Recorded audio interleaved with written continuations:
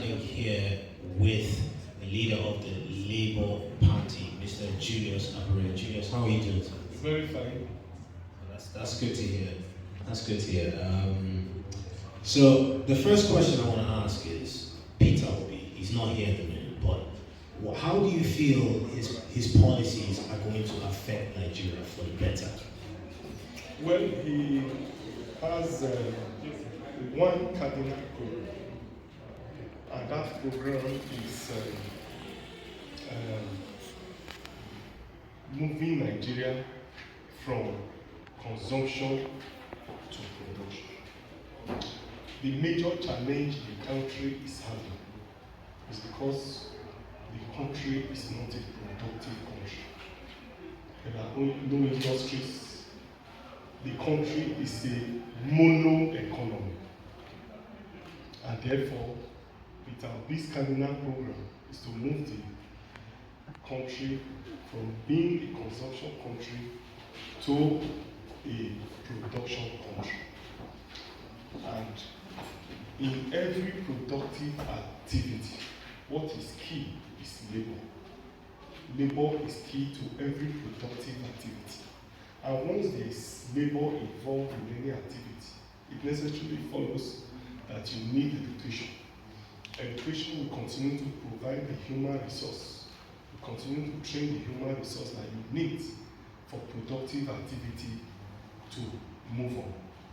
There is also health, because for labor, for productive activity to continue, there must be provision of health.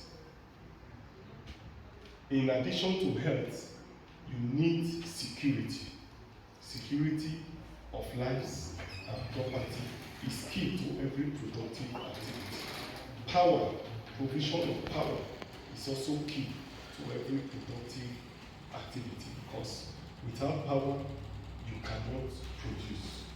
You need infrastructure like roads, railway system, and other infrastructure, housing, and all of them, in order to engage in proper productive activity.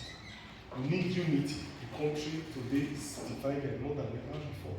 Therefore, we need unity of purpose to be able to drive the process of development and productive activity. And so these are, in summary, the cardinal program of Peter Obi. The manifesto will be unveiled very soon, and the details of the nitty-gritty of that manifesto will be distilled, and every one of us will see how Peter Obi will move the country from being a consumption country to a productive country. The truth of the matter is that if you produce and you have food sufficiency and you have to export, you have product to export, it means that your GDP will increase, your external reserve will increase, the value of your currency will also increase.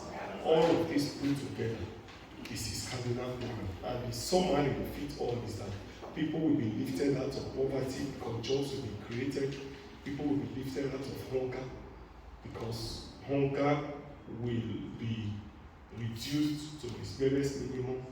And security will improve, because we also believe that unemployment, hunger, poverty are all byproducts.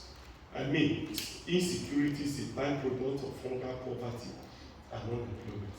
And when you necessarily create jobs, you lift people out of poverty, of course, you'll be reducing the insecurity in the country. It's actually a well-structured answer. You said about infrastructure and increasing the security in the country. These are things that Peter Obi is obviously working on in his manifesto. Do you want to disclose his manifesto for all of us? Well, he will unveil his manifesto himself. We are planning the launching very soon. I'm sure in another 1 or 2 weeks, he will be unveiling the manifesto. I'm the chairman of the party and not the candidate. So by the time he unveils his manifesto, then we will all run with that manifesto. Of course, The manifesto is an amalgam of his ideas and the Labour Party ideas, which we have put together. It will be inappropriate for me to preempt the presidential candidate. So I will therefore we admonish that we allow him unveil his manifesto. But it will not be outside what I've spoken about, moving the country from consumption to production, which has other ancillary to it, which has to do with education, healthcare, provision of infrastructure, power, and so on and so forth. So these are the highlights of the manifesto. So how will the Labour Party then tackle things like banditry, terrorism in Nigeria? We've seen it over the years, even from overseas, Boko Haram.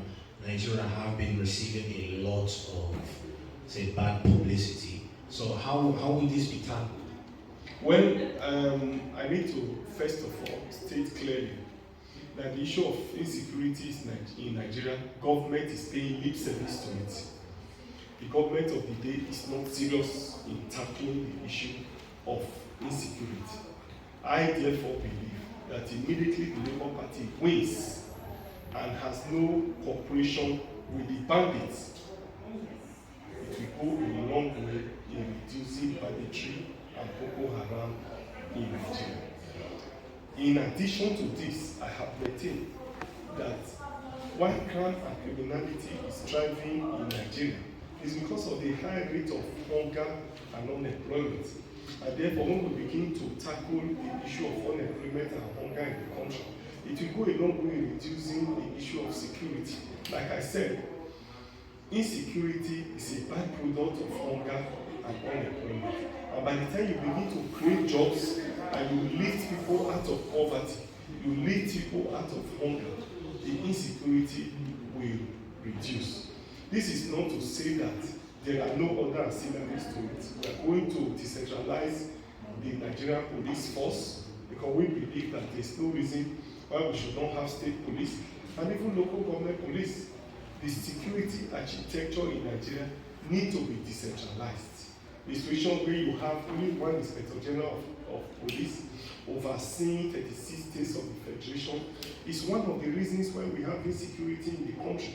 So I believe that our government will restructure the Nigerian police, we restructure the security architecture in the country in order to make it to be more effective.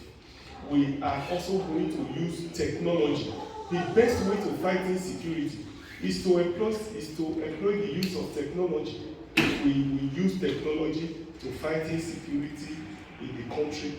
But we also use biometrics and data to fight insecurity in the country. There are so much that we can do in the country. And I want to assure you that within the next 1 or 2 years in our assumption of office, insecurity will be reduced to its barest minimum. That's all, but actually, one of your cabinet members said when he was giving a speech at this inauguration that if Peter Obi doesn't win the election, it will spell the end of the Labour Party. Do you agree with him? Well, I do not want to say that Peter Obi will not win. Peter Obi will win. The mood of the nation is clear. Labour Party today and Peter Obi has the best manifesto. We have the best presidential candidates. We have the people on our side. The majority of Nigerians are with us. We are marching towards winning. We will win and we will win. There's no saying about it. There's no compromise about that. We are winning. What she said may be a slip of tongue, and I don't want to entertain that. Also, since the Labour Party is a party of the people, are there is there a place, or do you guys have people, regular people in the party, or is it just people in the higher ups? I think no, the Labour Party is a party of the